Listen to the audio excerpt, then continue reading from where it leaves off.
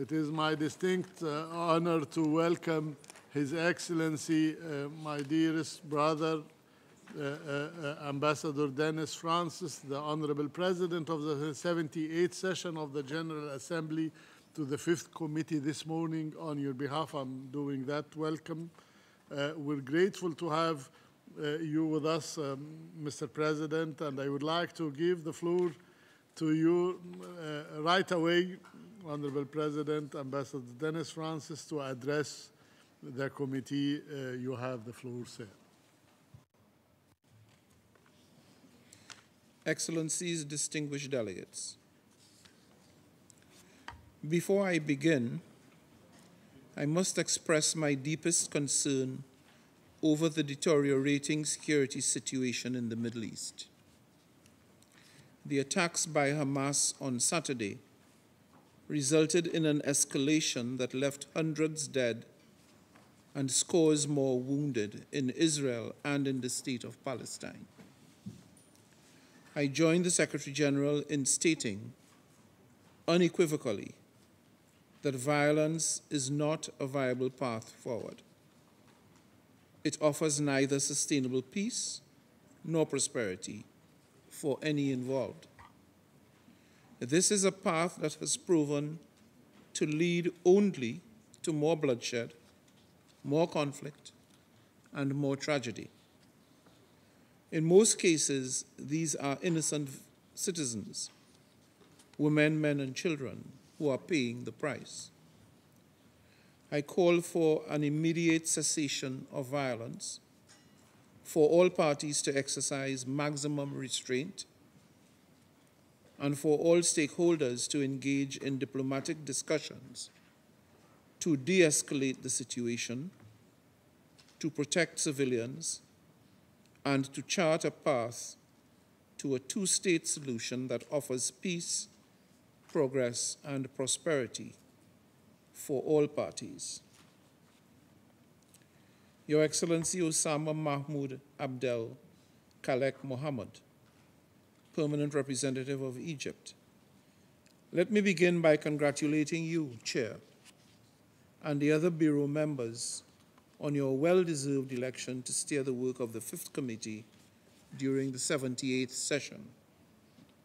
I also express my gratitude to the Secretariat, led by Mr. Lionel Berridge, for its important support to the committee and to the Advisory Committee on Administrative and Budgetary Questions for its legendary role. All roads lead to the 5th Committee, as the saying goes. It is no exaggeration to say that your work is the lifeblood of the entire UN system. Our ability to finance and design appropriate support structures to implement all UN mandates determines whether people will eat or go hungry, take shelter or go unprotected, attend school or spend yet another day without access to education. Your work, therefore, underpins our collective pursuit of peace, prosperity, progress, and sustainability for all across the world. Given the centrality of your role, I have deep respect for the 5th Committee's adherence to the long-standing practice of working to achieve the broadest possible agreement or consensus among member states, regardless of circumstances, in accordance with the relevant resolutions, such as 41/213 and 42/211. Indeed, working by consensus enhances the inclusivity of negotiations and cultivates the spirit of buy-in and ownership of results achieved through shared involvement of all member states. Consensus is an anchor of our multilateral system. It enforces the principle of sovereign equality of all member states, wherein the voice of each and every UN member state big or small, developed or developing, are heard and accommodated to the extent possible. It is especially important that countries in special situations are properly engaged in the decision-making process on resource allocation to ensure that their vulnerability is acknowledged and their peculiar perspectives are also taken into account. In this regard, during my presidency, I have committed to prioritize the interests of LDCs, SIDS, and LLDCs so that they may be better placed on a footing from which to achieve sustainable development. Excellencies, I must, however, also acknowledge that by its very nature, the process of achieving the broadest possible agreement or consensus is a painstaking one, thus necessitating the typical Fifth Committee tradition of convening day and night. But I have full confidence in the Fifth Committee's tested track record of meeting the moment. Allow me here to acknowledge and indeed to appreciate your determination, distinguished Chair, to conclude the committee's work by mid-December. I am sure that all delegations will fully cooperate with your good intentions. The timely conclusion of the Fifth Committee's main session will be essential to stabilizing the organization's liquidity situation and thereby allow the Secretariat sufficient time to plan better for the new year. I therefore urge all delegations to work in earnest to reach the earliest possible agreement on the regular budget. This is precisely what allows predictable financing, business continuity, and it enables us to live up to our commitments and uphold the credibility of the organization. I am also aware that it was just last year that the member states made the annual budget cycle permanent, delivering on a top reform priority for the Secretary General and ushering in a new era of more responsive UN budgeting. Let me nonetheless recall that, in accordance with the UN Charter, the financing of our organization is a collective responsibility of all member states. I therefore urge the member states, once the budget is approved, to pay their assessed contribution on time and in full.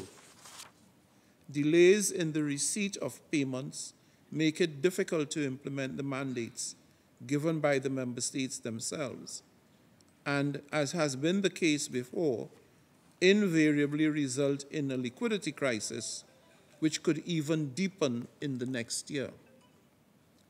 In addition to the regular budget, the Fifth Committee has much on its agenda, including the orderly drawdown and withdrawal of the mission in Mali, MINUSMA.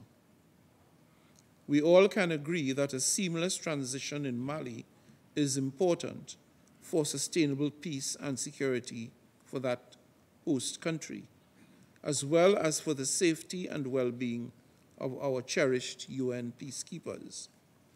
The Fifth Committee will, in this session, also be called on to assist the General Assembly in making important decisions on the provision of adequate, predictable, and sustainable financing for peace building, human rights mandates, and assured funding for UNRWA.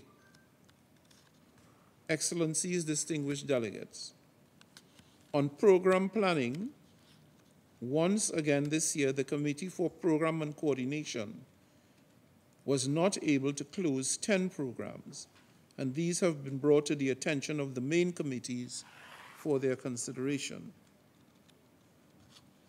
In its most recent resolution on program planning, the Fifth Committee requested that I work with the chair to reach out to and support the chairs of the other main committees to ensure that their conclusions and recommendations are issued on time.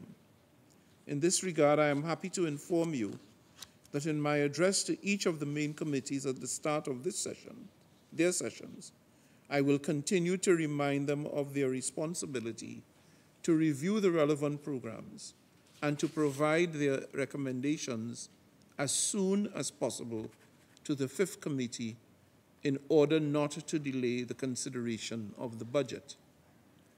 Excellencies, distinguished delegates, as I conclude, throughout your efforts, I encourage you to build on what unites. At the midway point of the 2023 agenda, the demand for meaningful outcomes is greater than ever. The pressure on us to deliver is at an all-time high. We simply must do so. I am confident that this session will yield successes that will strengthen the role of the UN in leading a robust multilateral system. I wish you all fruitful deliberations and a timely conclusion to your work, and I thank you. Thank you very much, Honorable President. Very much happy with your very powerful statement and what you have stated.